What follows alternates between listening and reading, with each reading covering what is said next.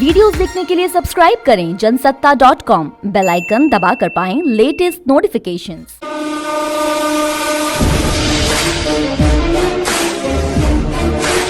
मैं ये नहीं सुनना चाहती कि बीजेपी वाले धमका रहे हैं या बीजेपी वालों के हमले की वजह से हम बूथ पर नहीं पहुंच पाए। वोटिंग के दिन हर बूथ पर पोलिंग एजेंट को रहना ही होगा। मेरी गुजारिश है कि जो बहादुर नहीं है वो उस दिन बूथ पर ना जाएं। मैं तो कहती हूं कि बूथ पर औरतों को पोलिंग एजेंट बना दो।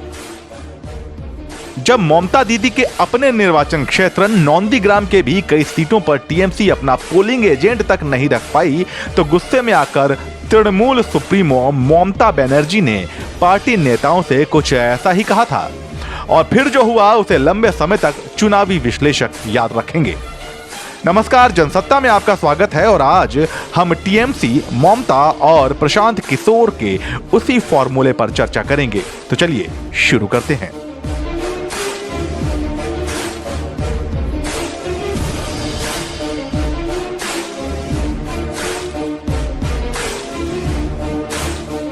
अपना बूथ बीजेपी से मजबूत करने के इरादे से ममता बनर्जी के राजनीतिक सलाहकार प्रशांत किशोर ने वुमेन पावर को चुनावी मैदान में उतार दिया।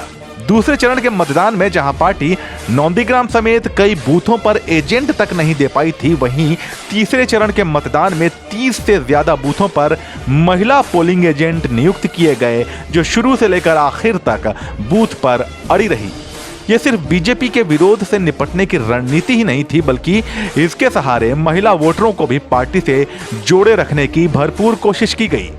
टीएमसी कहती है कि ऐसा करने के पीछे वोट की राजनीति नहीं बल्कि नारी सम्मान है, जो टीएमसी के डीएनए में है। ये जो महिला को अपमान करते, महिला को नीचे दिखाना, महिला के ऊपर अपमान करना, लेकिन बंगाली समाज क्या सोचते, भाई तुम साड़ी पहन के जो भी ड्रेस तुम्हारा है तुम पढ़ो, साड़ी पहन के तुम्हारा जो शिक्षा है तुम देश के लिए, समाज के लिए, राष्ट्रों के लिए काम करो, लोकल इलाका के लिए काम करो।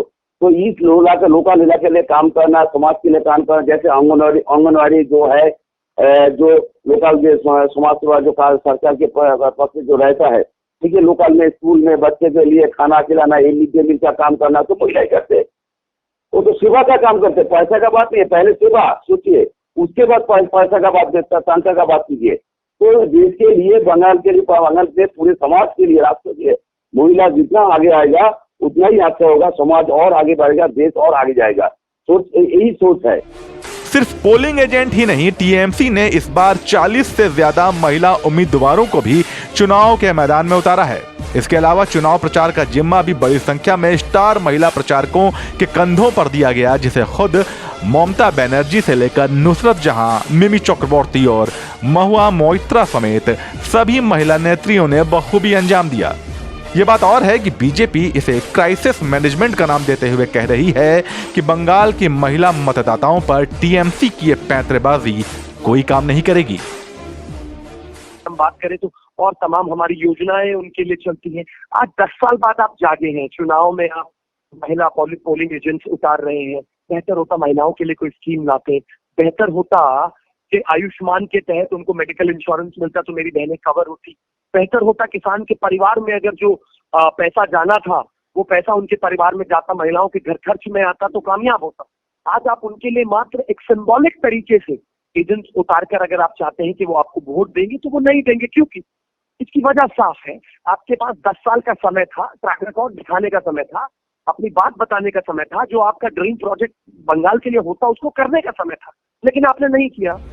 मां माटी और मानुष हमेशा से टीएमसी का मुख्य एजेंडा माना जाता रहा है, मगर यह पहली बार है कि इतने बड़े स्तर यानी कि टिकट से लेकर प्रचार तक और फिर पोलिंग बूथ तक महिलाओं के हाथों में चुनाव की इतनी अहम जिम्मेदारियां सौंप दी गई हों। आप इस बारे में क्या सोचते हैं, हमें कमेंट सेक्शन में जरूर बताइए और बंगाल चुनाव से जुड़ी हर खबर की तह तक पहुंचने के लिए बने रहिए जनसत्ता के साथ।